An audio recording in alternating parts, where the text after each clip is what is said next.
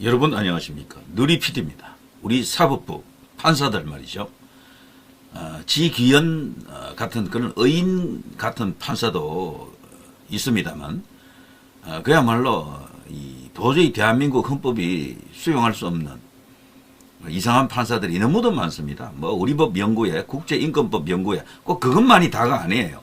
거기 소속 안 된 판사들 중에서도 도저히 납득할 수 없는 판결을 하는 판사들이 너무도 많다. 사실상 사법부가 넘어갔다라고 해도 과언이 아닐 정도인데요.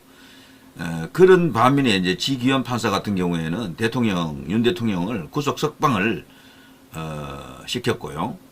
그리고 이제 이 내란 사건 이 재판장 아닙니까? 이제 소위 이제 이 재판 과정을 이 촬영을 할 수 있게 하느냐, 중계를 허용하느냐 하지 않느냐 이걸 놓고 대통령에 대한 망신주기 같은 걸로 이제 보일 수도 있는데요. 이제 그걸 불허했잖아요. 그래야말로 이제 믿고 보는 올곧은 판사 지귀현. 근데 반대로 지금 개딸이라든가 저쪽 이제 좌익 진영에서는요, 추기자 지귀현 뭐 이런 식으로 떠들고 있죠. 난리 났죠 거기도 지금. 자, 이런 식으로 올곧은 판사도 뭐 들어 있습니다. 아주 없는 건 아니에요. 가령 이재명에게 공직선거법 1심에서 징역 1년, 집행유예 2년을 때린 판사, 그분도 그렇고요. 등등 여러 명이 있었죠. 그런데 최근에 나왔던 여러 판사 중에 가장 개판인 게 어쨌거나 이재명에게 공직선거법 2심 완전 무죄를 때린 그 재판부죠. 그 재판부하고 그리고 또 최근에 또 하나 있었죠.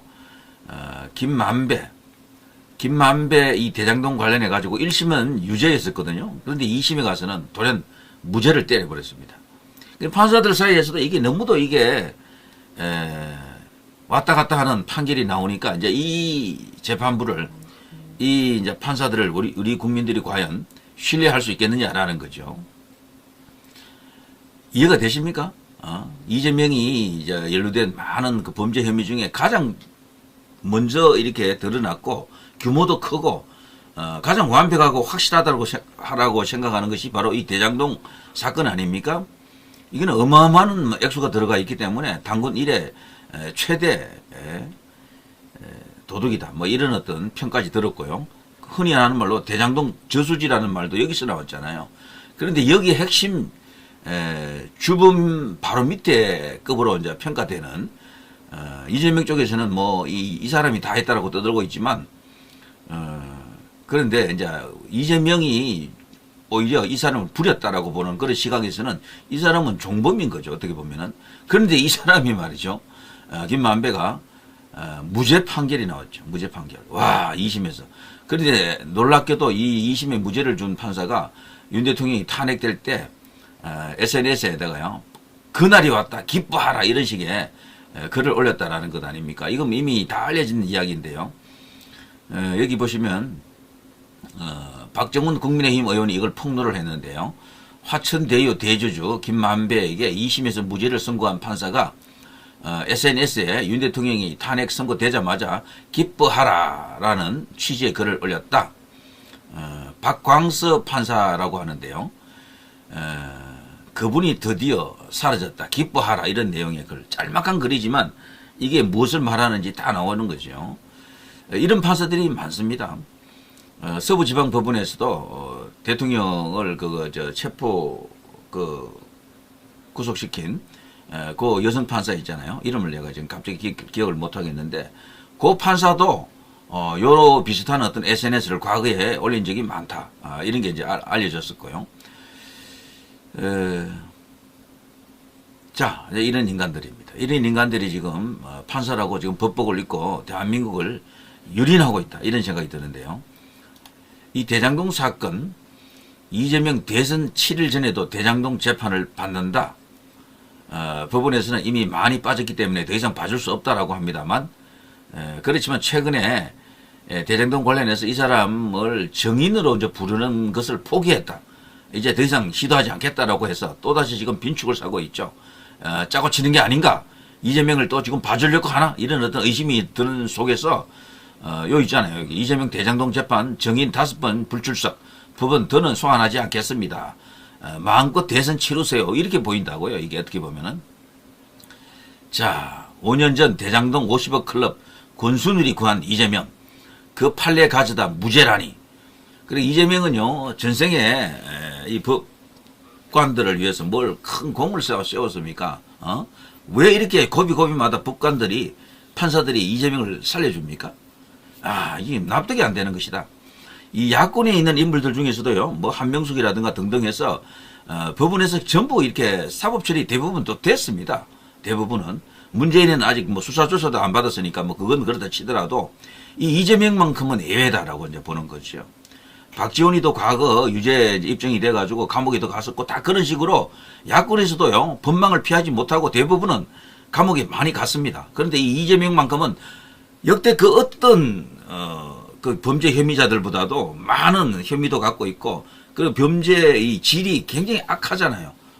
싹한 범죄 혐의도 있고, 굉장히 위중한 그런 범죄도 이제 많이 보이는데, 지금까지 지금 트럭 하나 손을 지금 건들지 못하고 있는 상황이다. 그리고 지금 어쩌면 이자가 대한민국의 이제 국가 원수, 대통령이 될지도 모르는 그 위치까지 지금 와 있는 겁니다. 시기적으로도 시간적으로도 지금 얼마 남지도 않았고 말이죠. 자, 어쨌거나 법원에서는 재판은 5월에도 진행한다라고 합니다. 법 위에 군림하고 있는 이재명, 대장동 개발 성남 도계공 설립조례 청탁, 김만배 항소심에서 무죄로 뒤집혀. 뭘 이렇다고 해서 대장동 사건 전체가 다 이렇게 무죄가 됐다라는 것은 아닙니다. 앞으로 이 김만배가 넘어가야 될 산은 많습니다. 결국에는 다 극복하지 못하고 감옥으로 간다라고 이제 봐야 되죠. 혼자 가는 것이 아니고 이재명과 손잡고 들어가도록 그렇게 만들어야 됩니다. 자, 이런 뉴스를 보면 참 맥이 탁 풀리고 뭔가 답이 없는 것처럼 보입니다만, 그러나 세상은 꼭 그렇지만도 않은 것 같아요. 언젠가는 정의 구현될 수도 있다라는 생각을 갖고 인내를 갖고 마라톤을 계속 해야 됩니다. 자, 그런데요, 그 김만배 무죄 판결이 사실 충격적이긴 한데요, 이 박광수 판사 같은 사람이 SNS에다가 엄청난 어떤 그런 그 자신의 성향을 드러낸 것 아닙니까? 2025년 4월 8일 김만배 무죄 선고는 정말 이 단순한 판결이 아닙니다.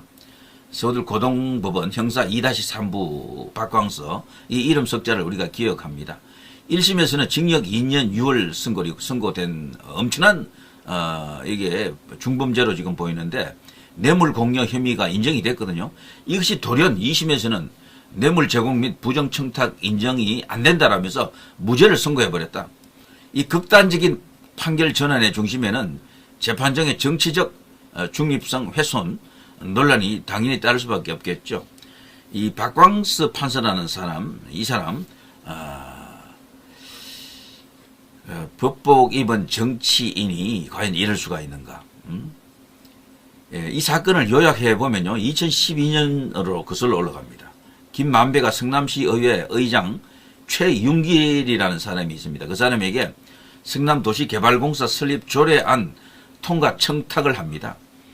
그리고 대가 약속을 하고요, 대장동 사업 성공 시 40억 원을 지급한다, 이런 약정을 맺었다라는 거죠. 2021년입니다.